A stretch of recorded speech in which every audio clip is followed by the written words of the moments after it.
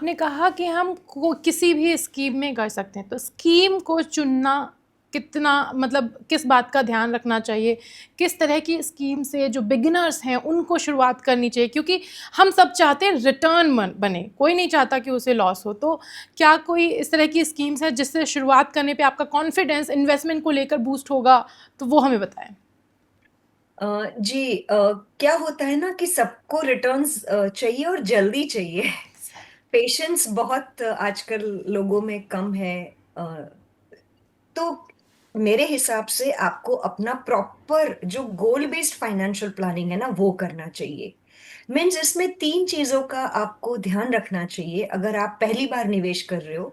तो सबसे बढ़िया तरीका है कि आप लमसम यानी कि एक साथ पैसा ना लगाते हुए, क्योंकि हमें मार्केट के बारे में पता नहीं है। आजकल तो इतनी ग्लोबल चीजें हो रही है, कल क्या होने वाला है कोई प्रेडिक्ट नहीं कर पा रहा है। तो आपको अगर एक साथ पैसा ना लगाना हो तो आप एसआईपी के तरीके से ही अपना पहला निवेश म्यूचुअल फंड में शुरू करिए। ये मेरी आपको जरूर एक राय रहेगी।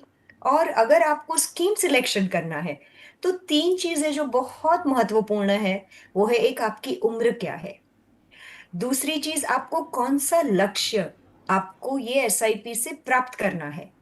यानी कि अगर आपको ये पैसा 5 साल के लिए नहीं चाहिए, 10 साल के लिए नहीं चाहिए, आप लंबे समय के लिए निवेश करना चाहते हो, तो वो जो टाइम होराइजन है ना वो बहुत बड़ा फैक्टर है कि आप कौन से स्कीम में निवेश करना चाहिए आपको।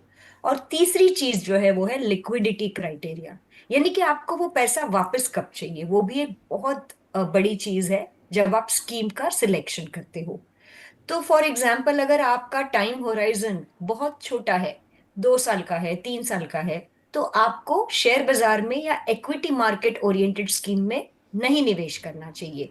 आपको डेट मार्केट में या हाइब्रिड स्कीम में कर सकते हो, जिसमें थोड़ा सा कम शेयर बाजार या इक्विटी पोर्शन है।